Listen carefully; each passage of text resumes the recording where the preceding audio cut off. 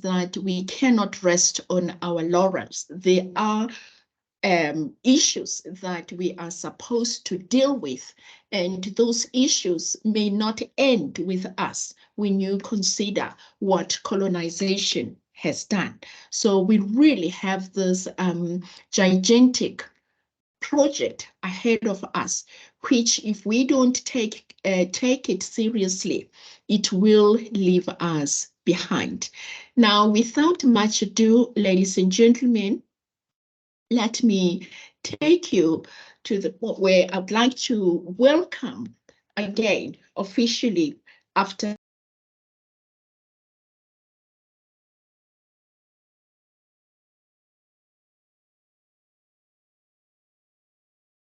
a university, Dr. Sayan Day.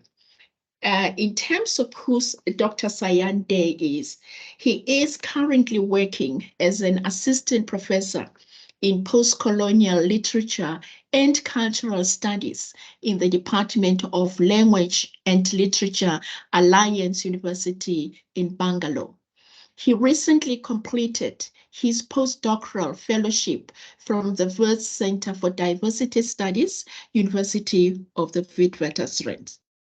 He is also a faculty fellow at the Harriet Tubman Institute, York University in Canada, and critical cultural studies faculty at New York Cultural, Cognitive, and Linguistic Studies in New York. Some of his published books are Myths, Histories, and Decolonial Interventions, a Planetary Resistance, that was published in 2022, and Green Academia Towards Eco-Friendly Education Systems, Routledge 2022. His forthcoming monograph is Performing Memories, Weaving Archives, Creolized Cultures Across the Indian Ocean, which was published by Anthem Press. His areas of research interest are post-colonial studies, decolonial studies, critical race studies, culinary epistemologies, and critical diversity literacies. Ladies and gentlemen, may I present to you Dr. Sayan Day. Over to you, sir. Thank you. Am I audible? I just want to make sure. Yes, Can you very much audible. We can hear you. You may go ahead. So much. First of all, I would like to extend my very warm and humble gratitude to Kelebabang for organizing and bringing us together into this wonderful space. And I would also like to share my regards and warmth to Professor Mashaw, to Mante, for setting the pace of the conversation so well.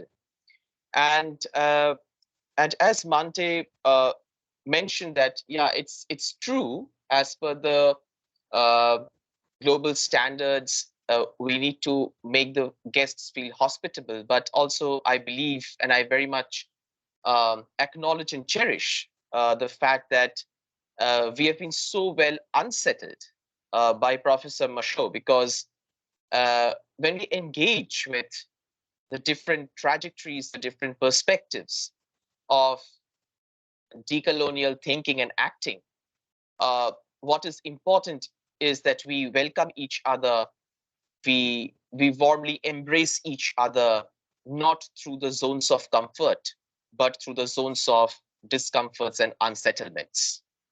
And that is from where all the struggles, historically, all the struggles, the resistances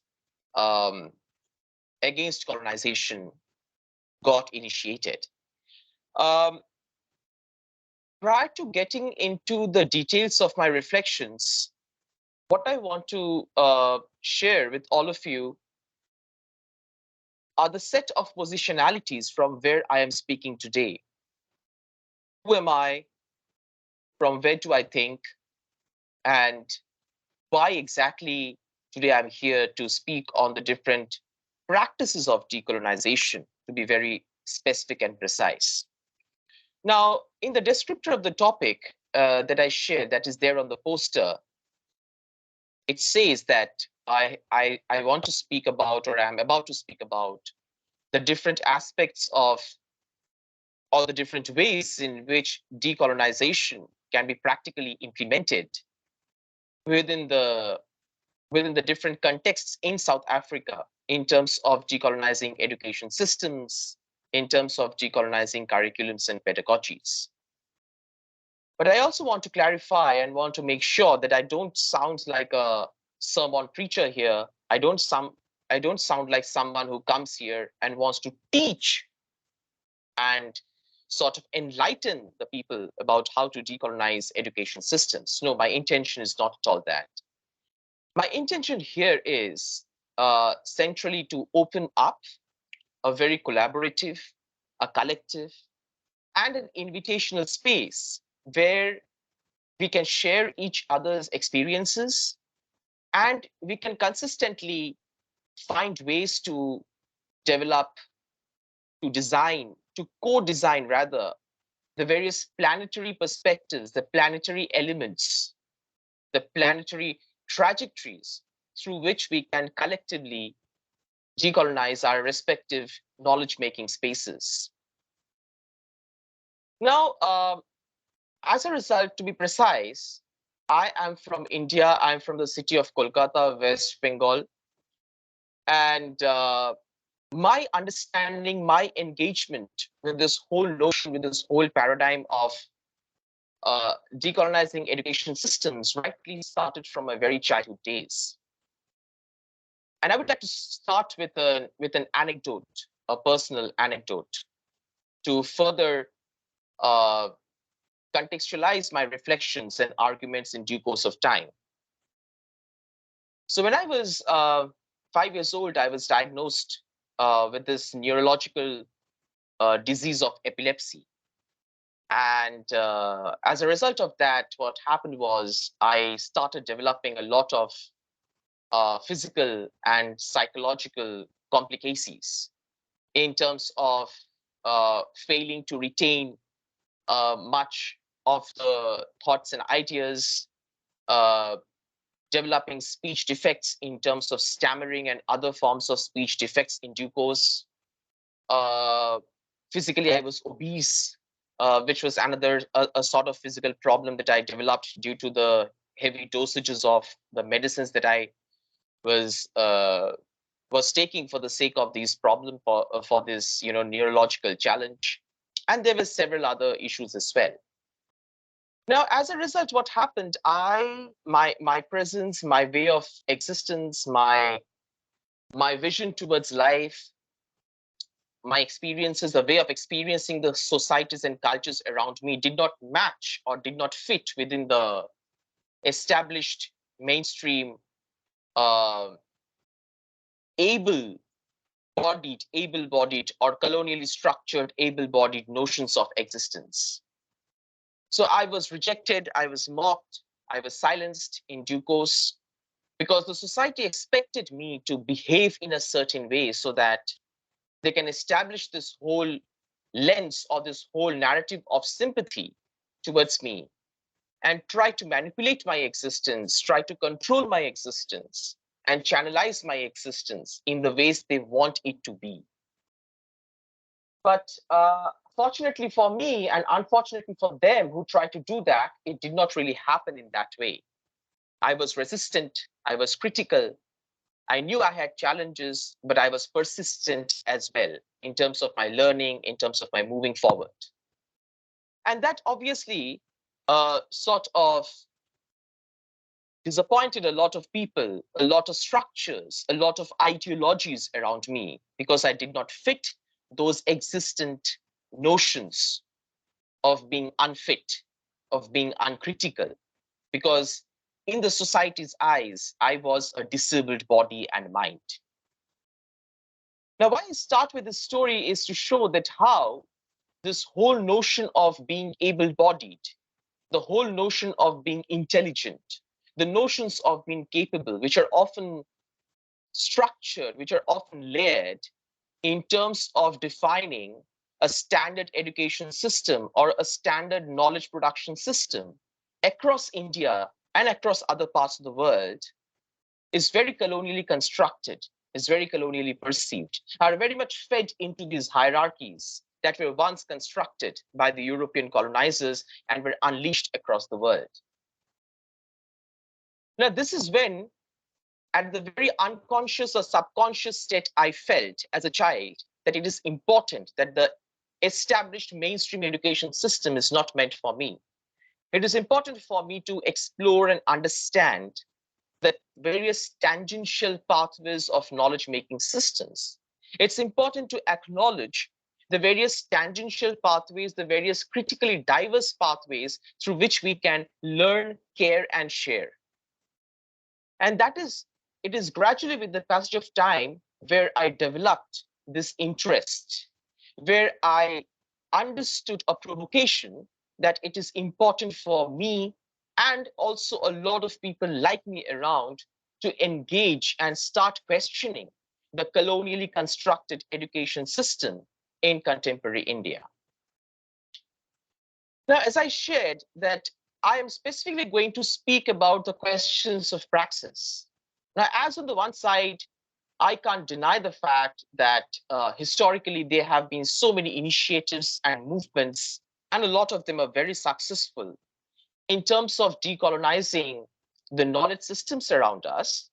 On the other side, it is also important for us to understand, it is also important for us to make a note that decolonization, the planetary movement of decolonization, at a lot of times are falling back into the trap of recolonization slash neocolonization.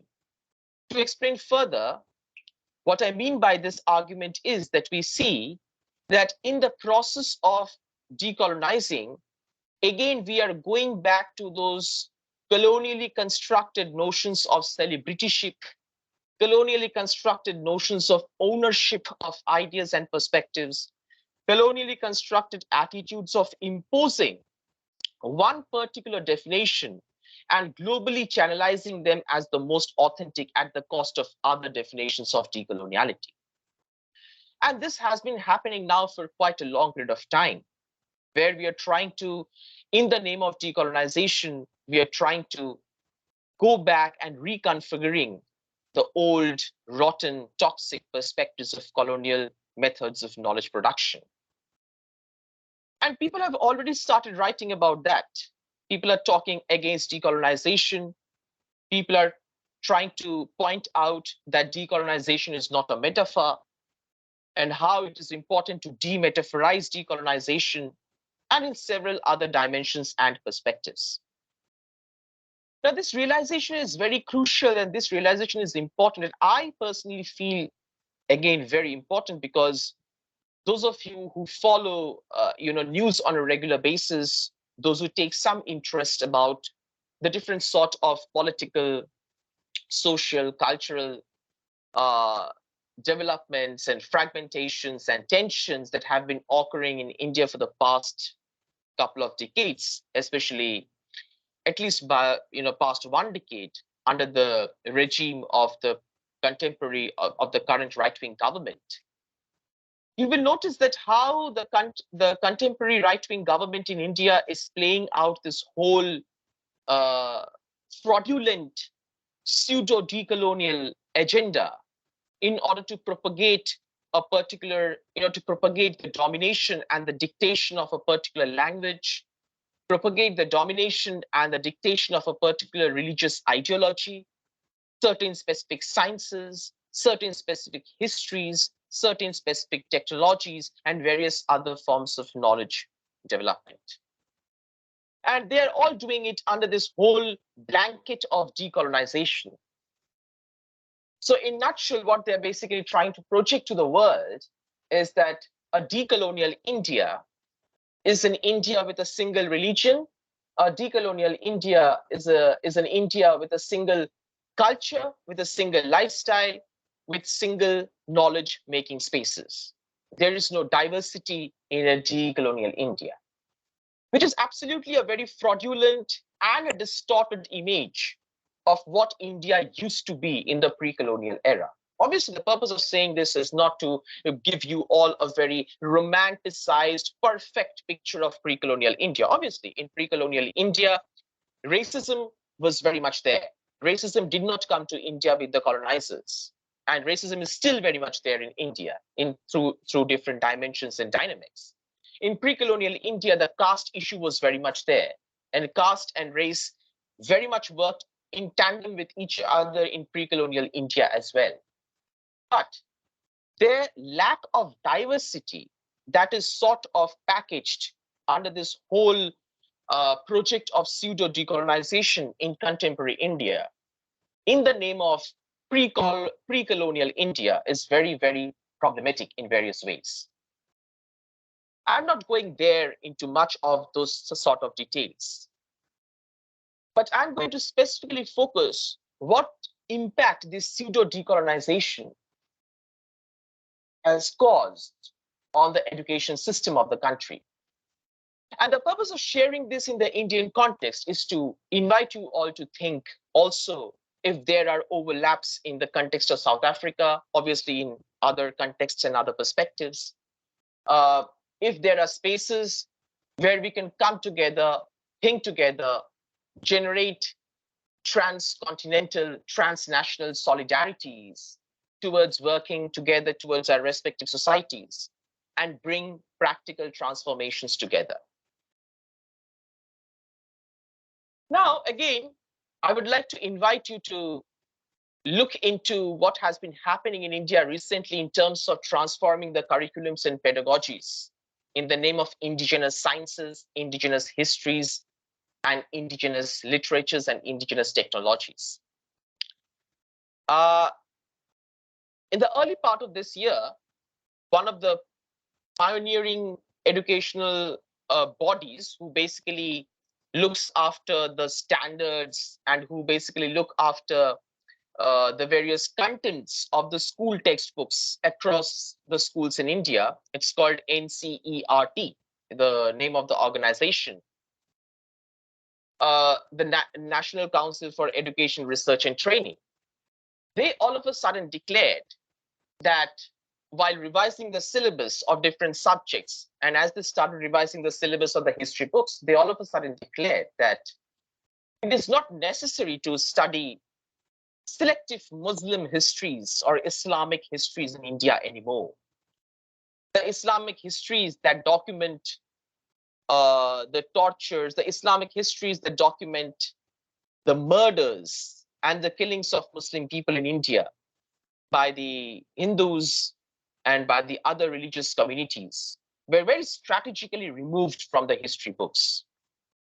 And this removal is very problematic because if one knows a bit about the socio-political propaganda of the present government, you will see that it is very concentrated within the Hindu religion, or rather, a very distorted version of the Hindu religious existence that is called, popularly known as Hindutva. Now, what is happening in that way is they're trying to argue that Hindus are an all-knowing, all-pervading, a perfect entity. Hindus' religious beliefs, philosophical beliefs, cultural beliefs, spiritual beliefs, social beliefs are the most superior as compared to other religious communities in India.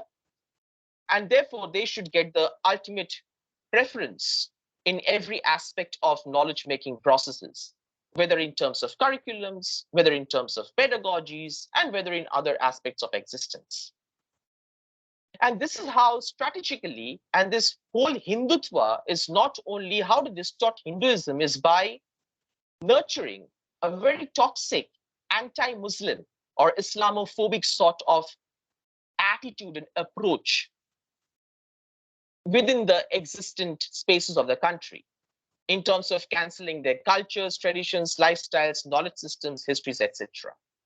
And one of the many strategies doing that is revising the syllabuses. And then what they're trying to do is they're erasing selective historical narratives from those places that belongs to the Muslims, also apart from the Muslims that belongs to the Christians and other religious communities.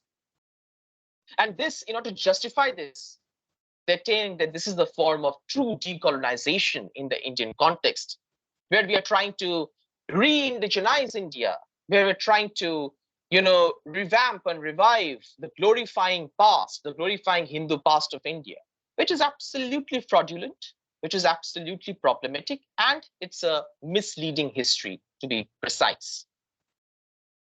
The other ways of pseudo decolonization that we see that is being currently practiced in India is also how how this whole racialization of the different communities take place in very systemic ways. There is a very interesting theory which I refer to as the suitcase theory. Now, this whole idea, and this is again a very strategically constructed notion in order to manipulate and sort of distract the people from the reality. The suitcase theory says that the problem of racism came to India with the European colonizers, or widely with the British colonizers. And once the European colonizers left the country, they packed all of their racist attitudes and perspectives in their suitcases and went back to their country. Now, this is again a very problematic understanding of the transition from pre-colonial to colonial, from pre-colonial to colonial to post-colonial India. It's a very problematic understanding, because racism in India is very much there. It is very deeply intertwined with the castes. For instance, if you are a little bit aware of the caste system, there is a community referred to as the Dalits, Dalits, the Dalits, who are perceived as the outcasts.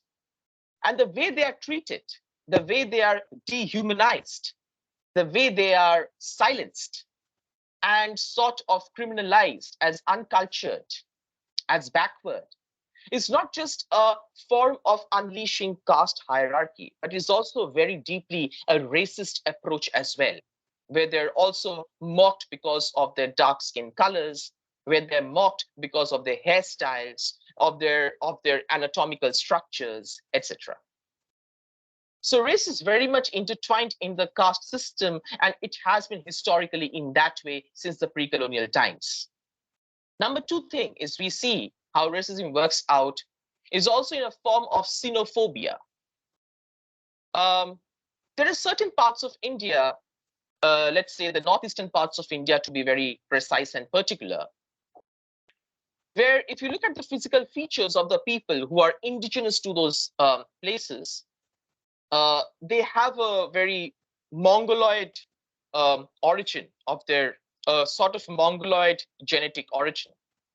That's why their physical features may appear quite similar to the people from China, from Japan, from South Korea, and other parts of the world who actually share their Mongoloid origin of genetic existence.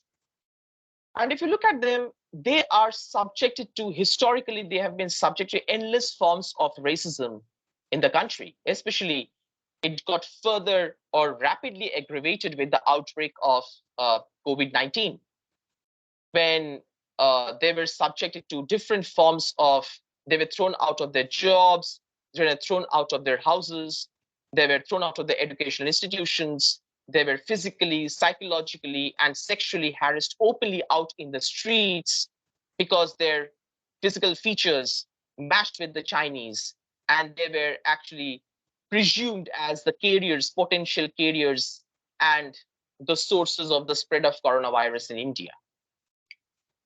So this is another very significant example that how racism is played out in a very, very deep, significant basis. Recently, the current workplace where I'm based at, I was talking and engaging with my colleagues, one of my colleagues who is in the northeastern state of Manipur in India. And she was sharing that how, even after staying in the city of Bangalore for the last 15 years, she has to encounter this question on and off when she goes to, let's say, to a restaurant or the clothing shop, where the shopkeeper or someone from the restaurant would ask her if you're a foreigner, if you're from China, if you're from Japan, if you're from Korea. This typical racial stereotypes, how they are played out in daily life. So it is important for us to understand, and these are not just part of our daily existence. They get systematized, through the various forms of knowledge, through the various forms of educational systems, the fraudulent syllabus structures, which are based on selective inclusions, selective exclusions. So the fundamental question is, how do we counter that? Obviously, we are aware of policy making. We are aware of the processes through which we can bring in rules and regulations. We can transform laws and order. We can also bring transformations. We can also bring changes in terms of our attitudes, the way we treat people around us.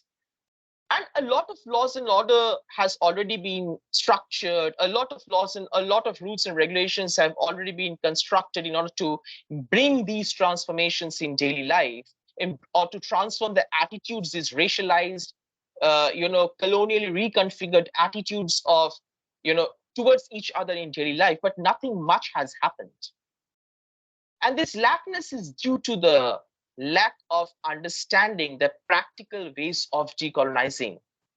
How do we decolonize? Now, from where do we begin? I would like to share a few examples of both mainstream and non-mainstream educational institutions, how they are trying to bring these transformations, how they are trying to decolonize the education systems in a very practical and praxis-based ways. Number one example I would like to cite is, it's called the Barefoot College, and it's the Barefoot College is located in the Indian state of Rajasthan. It's called the Indian state of Rajasthan. It's in western part of India.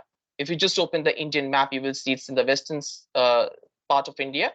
It's a desert place.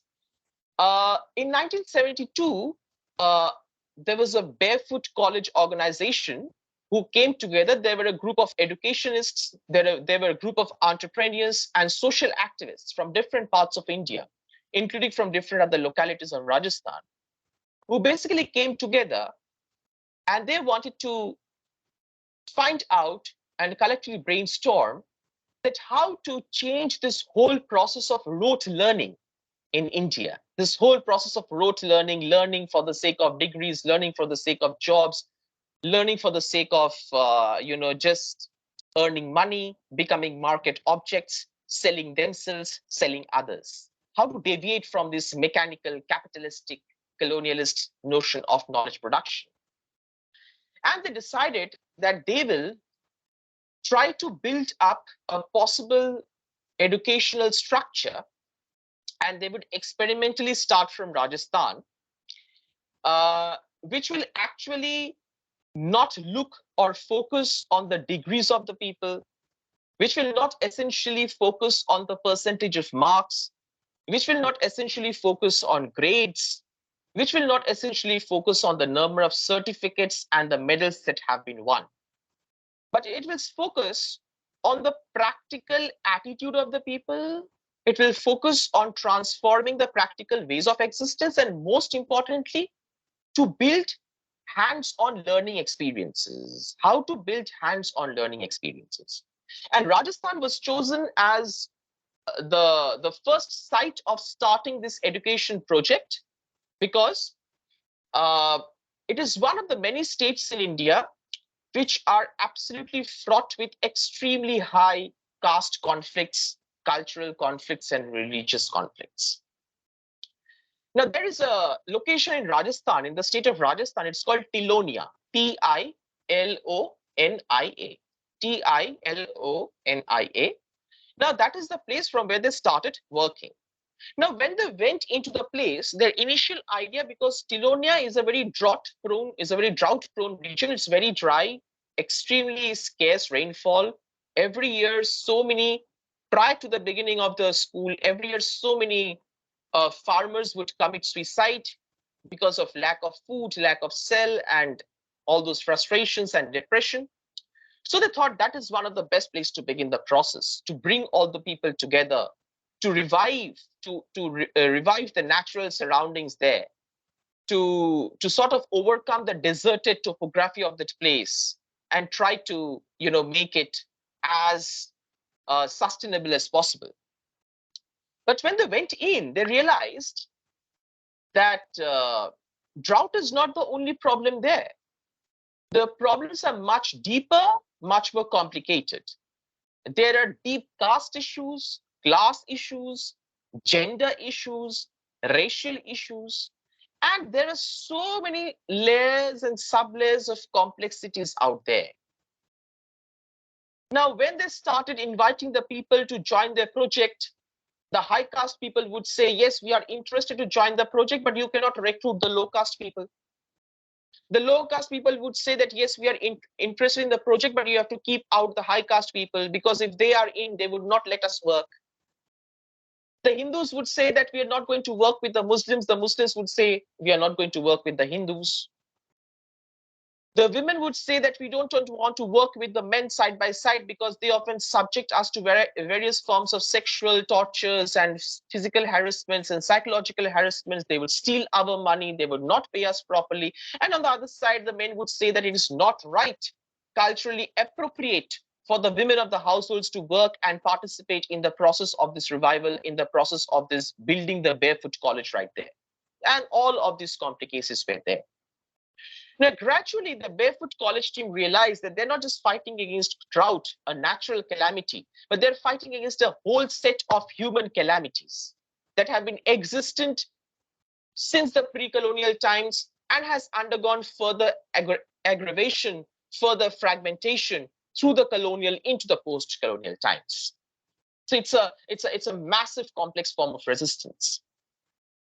Gradually, with the passage of time, motivating people, trying to make the people understand what happens if they participate together, what happens if they don't participate together. Gradually, the whole concept of Barefoot College started taking place, or finally saw the light of the day.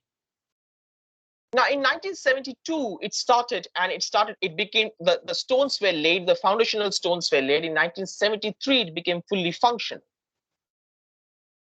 Now, what they started doing is they didn't want to have a complex per se.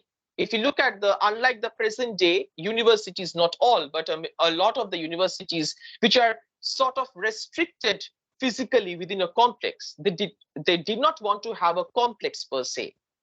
What they wanted to do instead was just to have an office for references and approaches, and rest to build the college not in its physical stature, but as an ideological stature. So what they started doing is they first started recruiting young women who are school dropouts because of their caste status. They were thrown out of the schools, or because they did not have sufficient money to enroll and study in the schools. Then elderly men and women and other folks from the nearby villages were invited in the college and were given training by the different experts from the different parts of the country. Let's say how to construct solar cells, how to revive barren lands and make it nature friendly, make it agricultural friendly, how to remove the usage or stop the usage of chemical fertilizers and make biofertilizers and use it. And they were not just given these experiences, or they were not just trained in terms of practical terms of making and building, but also they were theoretically enlightened as well, so that they're enough motivated. And once they finish their training, they can go back to the villages and they can share this knowledge with the other people and train them as well.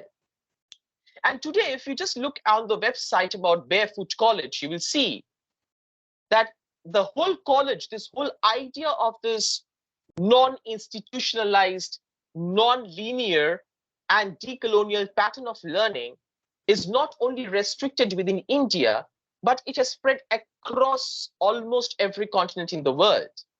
Today, the Barefoot College provides scholarships for single mothers, young women from different, especially women and mothers from different parts of the world, like from different parts of Africa, from different parts of Latin America, from Australia, from the northern parts of America, and various other parts of the world, to come to Rajasthan to undergo the training of how to build solar panels, how to construct water pipelines without harming the natural environment, how to build radio Analyze it. stations in villages, how to build radio stations in villages, so that they can empower each other and they don't have to depend on those mainstream information bases for getting information, and in various other practical ways.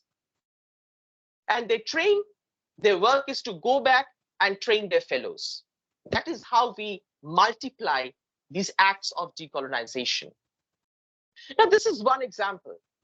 I would like to give another very practical example from India itself, and with which I would like to conclude my presentation. And then I would love to hear your perspectives and thoughts, because as I said at the beginning, that my intention is not to tell you folks how South Africa should decolonize or how the educational institutions in South Africa should decolonize. No, my intention of the lecture was not that, but to create this collaborative space, interactive space, where we can all share our thoughts, put our thoughts together.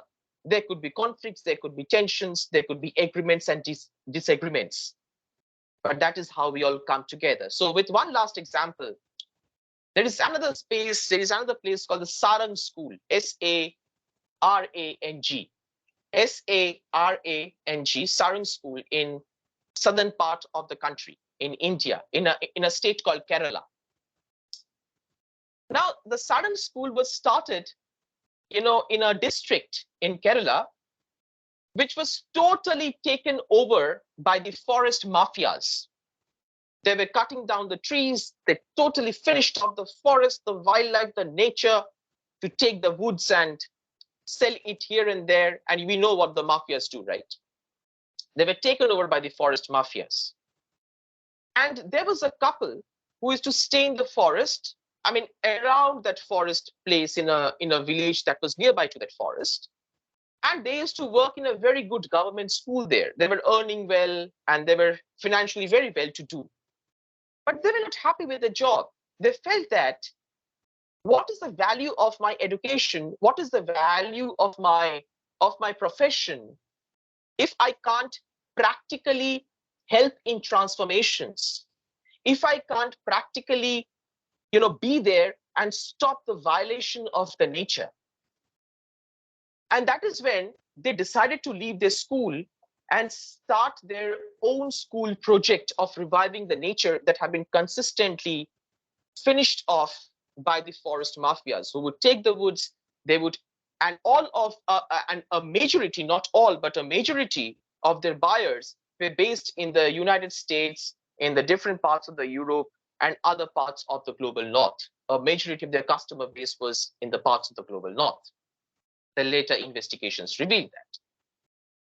And they said that we would be there and we would, along with the villagers, we would try to revive the forest land, the barren forest land, and get back its environmental glory, the natural environmental glory that was once there. And they started the process. Unlike the Barefoot College project in Tilonia, they did not encounter caste issues and gender issues. They were very much together. But a major issue was, and that was the financial issue. Who will fund the process?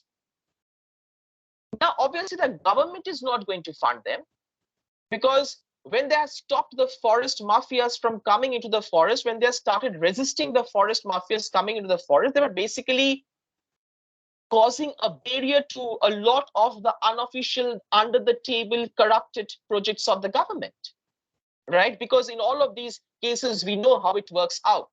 Even within the South African context, we can see in the context of the electricity shortage and other power shortages, how it works out.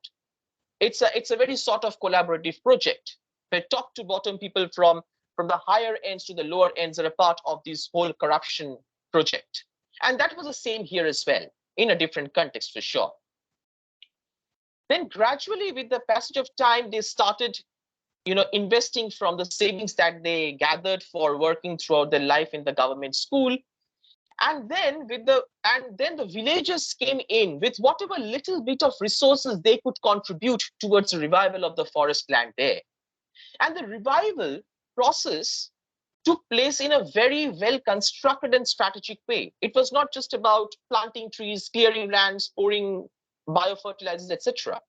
They established natural labs within the forest places.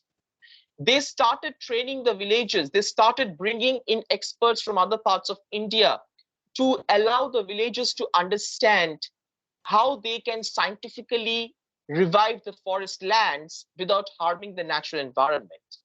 On the other side, the villagers who belong to diverse indigenous communities, with respect to their ancestral knowledges and ideas, they also shared with the experts that how they can contribute, how or what indigenous knowledges can contribute towards the building and the revival of the forest lands. So you see, it is not just one segment of knowledge coming there and trying to dominate the space, but it is also the mainstream knowledge interacting with the indigenous knowledges without trying to overpower each other.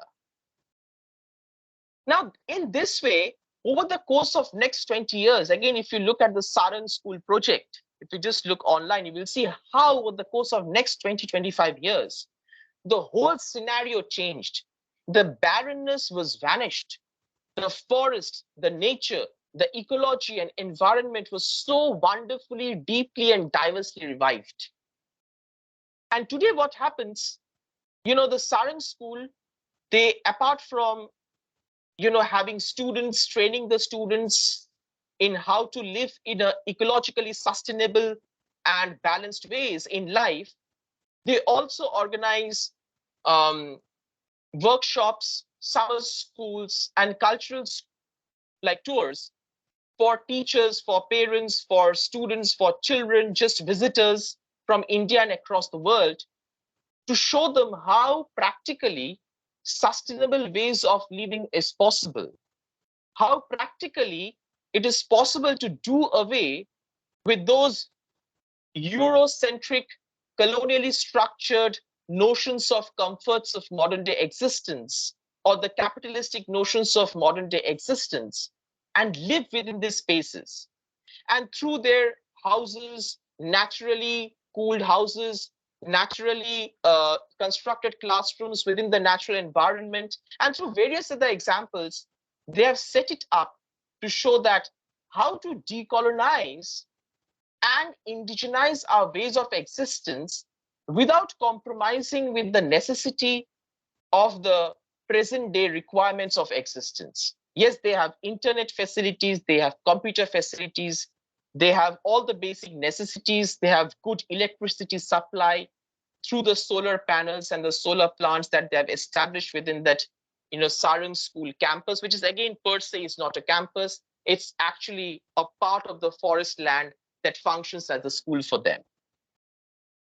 So I'll stop here. There are endless stories to share, endless ways of sharing how we can practically come forward and decolonize our respective spaces around us. But I'll stop here because I would like to listen to your thoughts, your perceptions, questions, agreements, and disagreements. Thank you so much once again. We thank you so much, Dr. Day. And ladies and gentlemen, please a round of applause for our speaker this afternoon.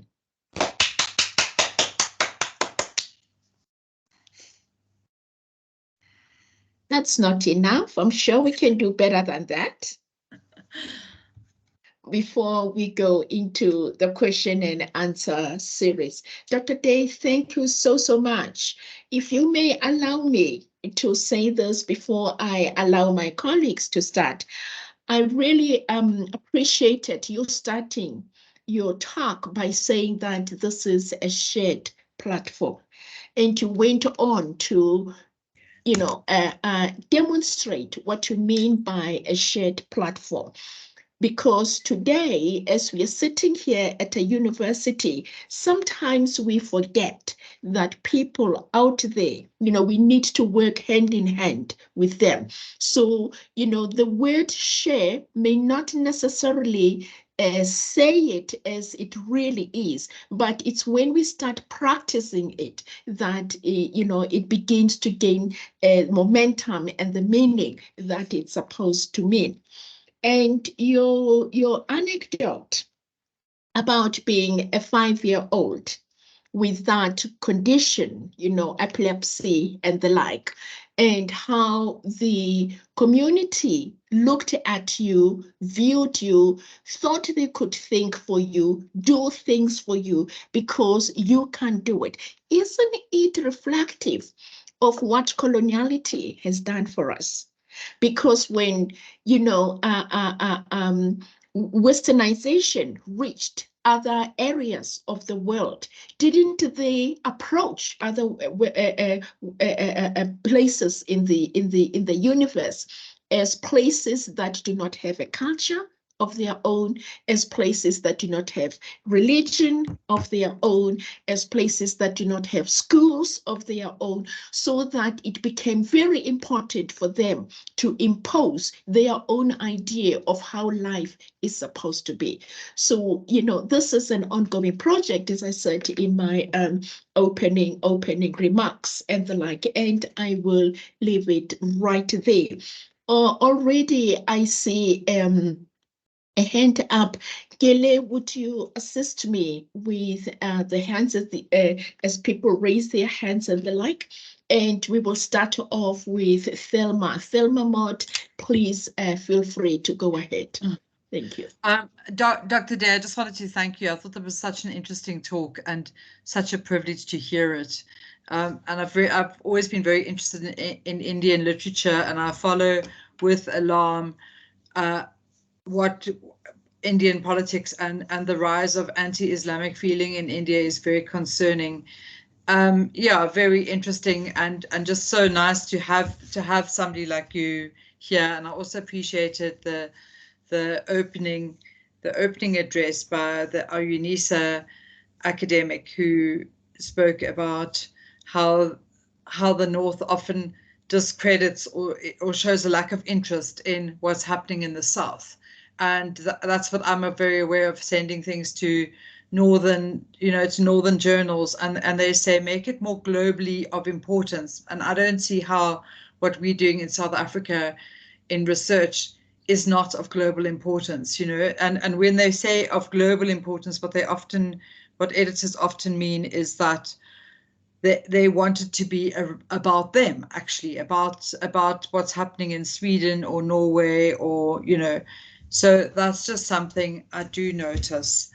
And thank you for your sharing with us, and of course that it was so personal as well, was also very relevant, very topical to decolonizing the curriculum.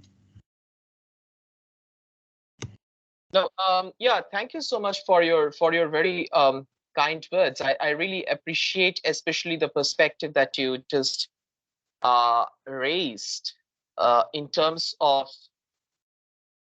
always there is an expectation, always there is a presumption that the scholarships from the global South needs to be first sanctioned needs to be passed through the intellectual scanning machine of the West before it is sufficiently universalized and globalized, and which I think also very much relates to the questions which were right now again raised by Mate, that how the colonizers, they just came, they just walked across the world and put their footprints and named and renamed and unnamed the places and the people and the communities and the cultures and languages and lifestyles with this presumption that it is only they who have cultures, who have histories, who have sociologies, who have anthropologies, who have languages, and the rest of the world, they don't have anything to share and exist.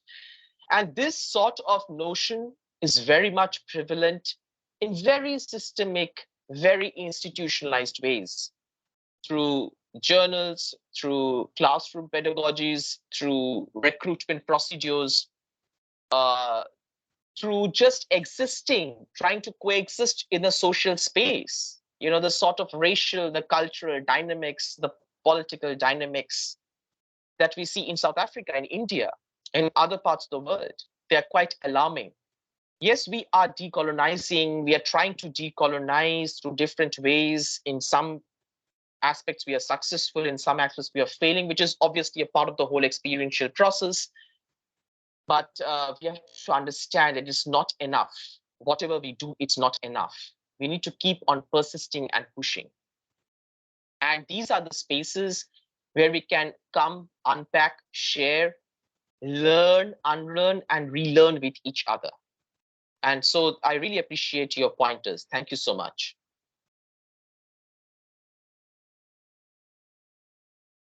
Thank you, Dr. Day. Thelma, do you have a follow-up question, or is this a historical hand? Oh, sorry, it is a historical hand, but I just wanted to say that my thesis supervisor was Yusuf Sayed, who's a South African Muslim, and he developed his reputation not through South African work, but through working at the UN and UNESCO. So I think that's just one of the ways, Dr. Day, you put it so well, of we have to be elevated out of our own context and sort of Europeanized or given given a rosette by Europe in order to get ahead in our own countries.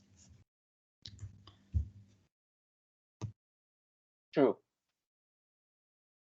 Thank you for your comments. Any other question, colleagues? The floor is open. Comments, observations, whatever you'd like to say. There's a comment in the chat. Please name the South African researcher again. I guess that is directed at you, Thelma. If you allow me, ladies and gentlemen, let me take this opportunity and make an additional comment. Dr. Day, you emphasized the importance of us not idealizing pre-colonial existence, because in most cases, and I know a lot of people do not want to hear this, in most cases, the pre-colonial existence comes with a lot of challenges of its own, because it is not, number one, a bulk of it is not recorded as in written. All right. And we're getting different interpretations of similar things that may have happened, but because they are said differently, you know, by the time they reach the third, the fourth, the fifth generation, there is some departure from what used to happen in the past to what is happening at the moment. And now we want to use that information to interpret what happened there.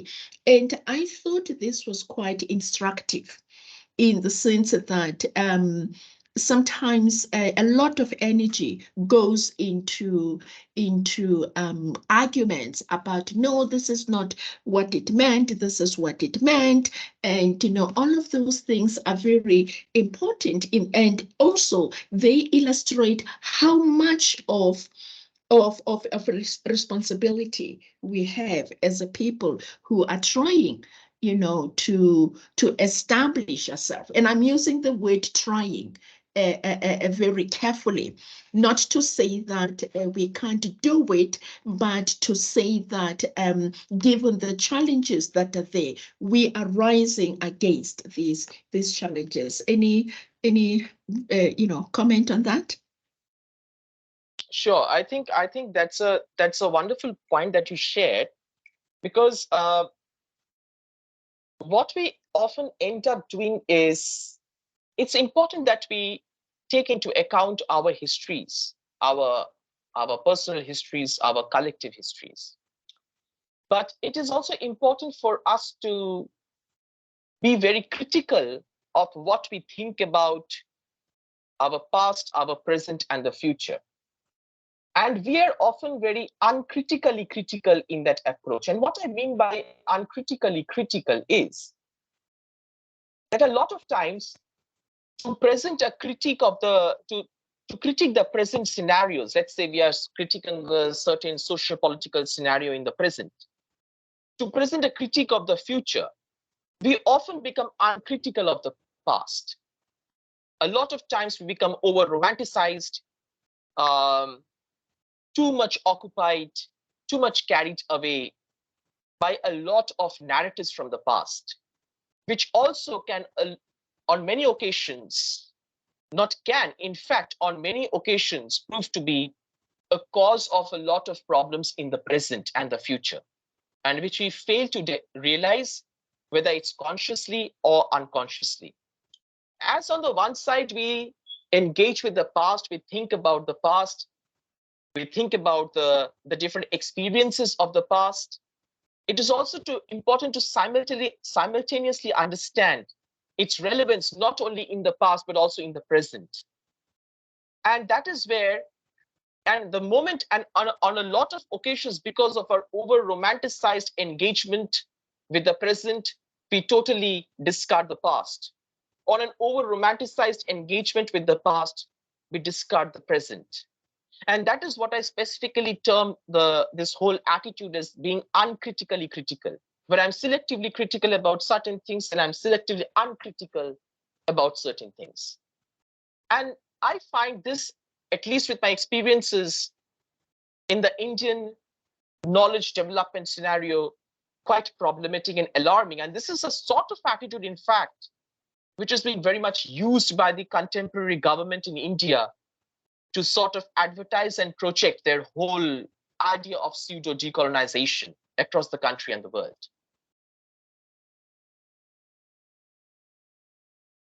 Thank you, Dr. Day. Ladies and gentlemen, it's up to you now. Yes, Professor Shabangani, please go ahead. Thank you. Thank you, Mante. Good afternoon, colleagues. I do take exception to this idea that I'm a lady, but that as it may, I think we do need to come to better ways of understanding ourselves and attributing characteristics to ourselves that are not also very colonial in their assumption. But that's not why I raised my hand. I must disclaim that I've been coming in and out, and when I was here, I was also doing other things in the background, but I could not miss this session.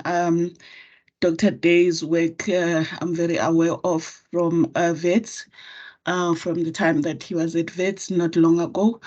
I do want to perhaps tease out this idea that you brought up, Dr. Day, that sorry, I think you borrow from Tak and Young, who say that decolonization is not a metaphor.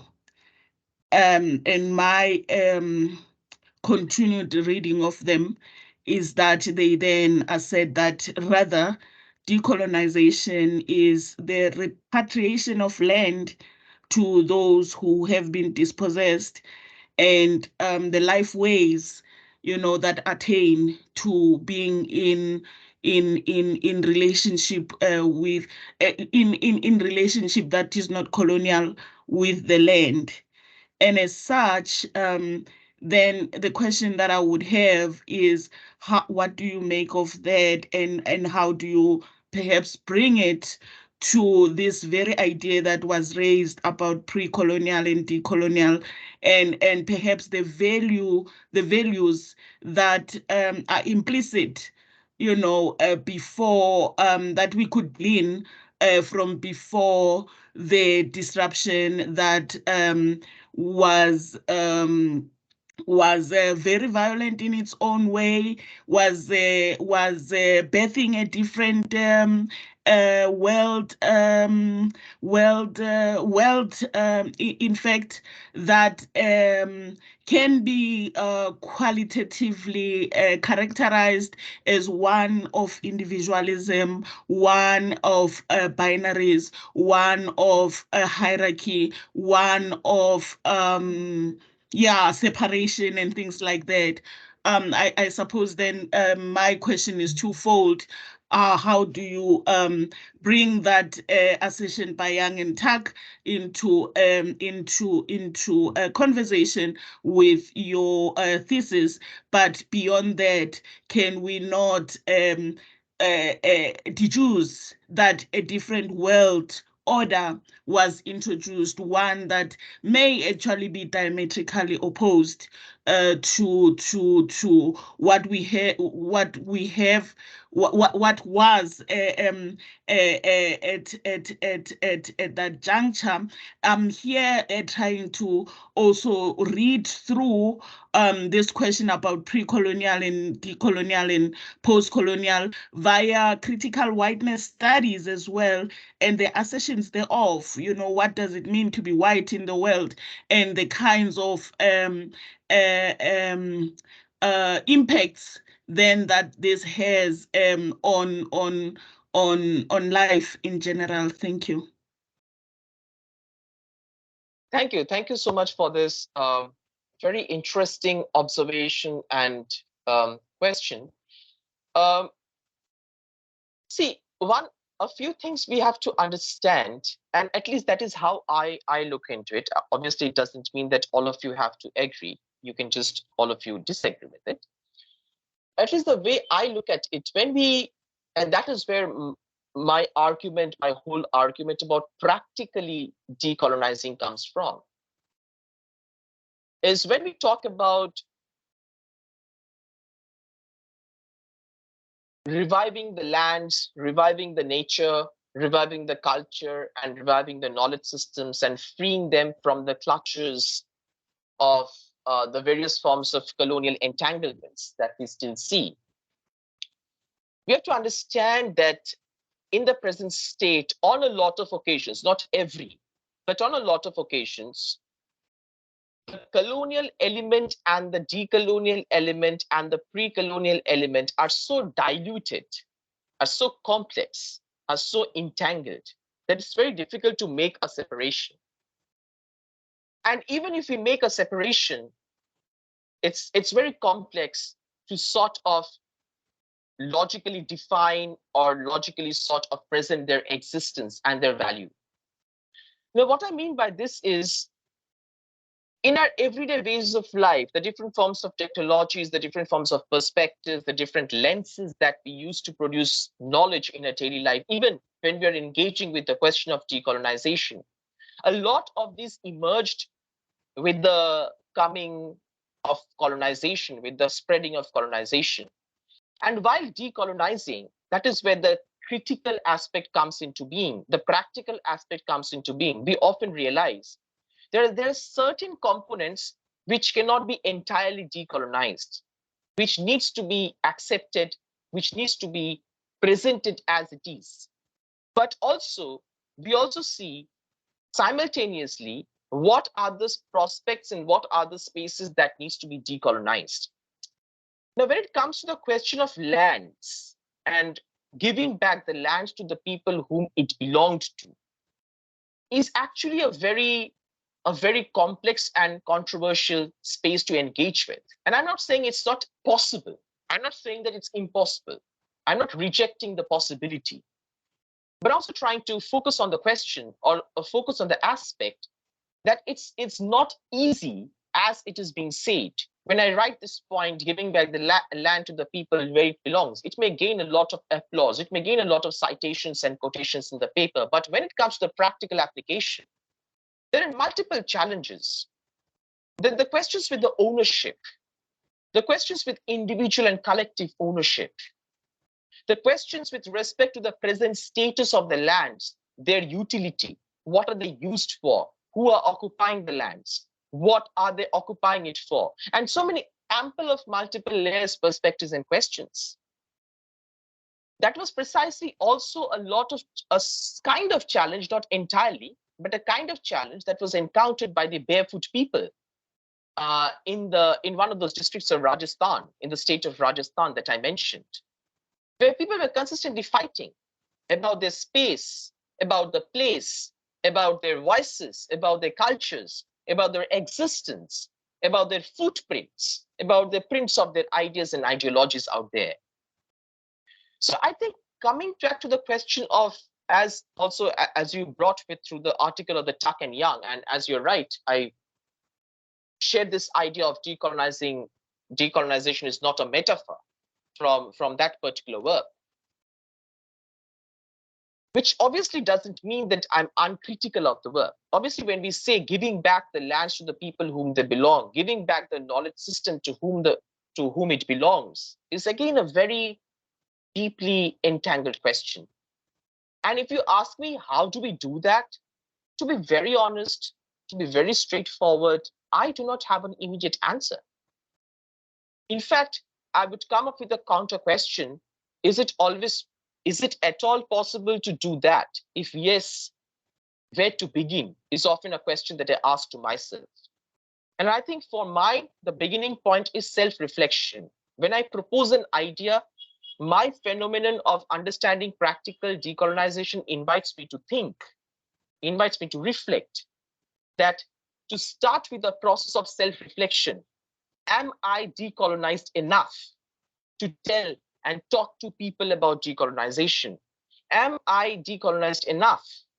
Are my attitudes, my body languages, my knowledge-making exercises are decolonial enough to invite people to think the way I decolonize, or I try to decolonize my existence in an individual and collective way?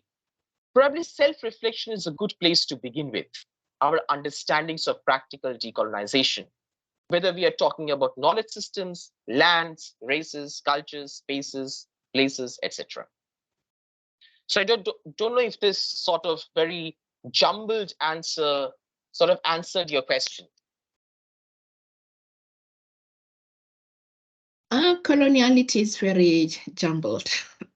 There's no one way of explaining it, and obviously there won't be one way of getting over it and fighting it. Yes. If I could, Mande. Oh yes, please go ahead. Thank you. I do think that sometimes we respond for the sake of it, and perhaps that question is one that perhaps is worth percolating. And in this percolation, we do not look to the confines of what we know as academics and begin to have the humility to also hear, from knowledges that are not routinely within the confines of the university. And the complexity to which you point is taken for granted for sure, but beyond that, there are worlds out there that I would argue have a practical example of what all of this could actually mean. And I think as academics, we continue to interface with this question in an academic rather than, I don't know, a humane kind of way. And I think that's what I'm taking from the response by Dr. Day. Thank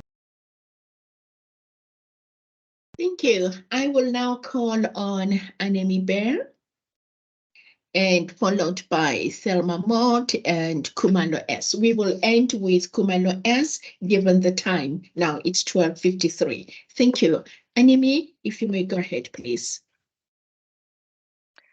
Thank you very much. I also want to thank Dr. Day for this presentation. I enjoyed it very much, and there's a lot to think about.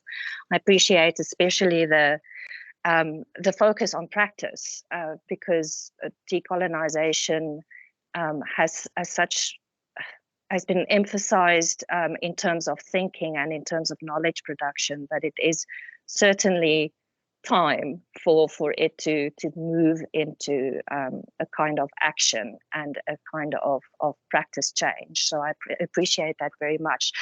I'm taken by the notion of the Barefoot College. It's really it grabs my imagination, and I wish and imagine something similar would happen in South Africa. But it's certainly not something I'm going to take on, and not at this stage. But I wonder about, or I think about the principles that one can try and integrate within our practices in our context, given that the context will not change very soon.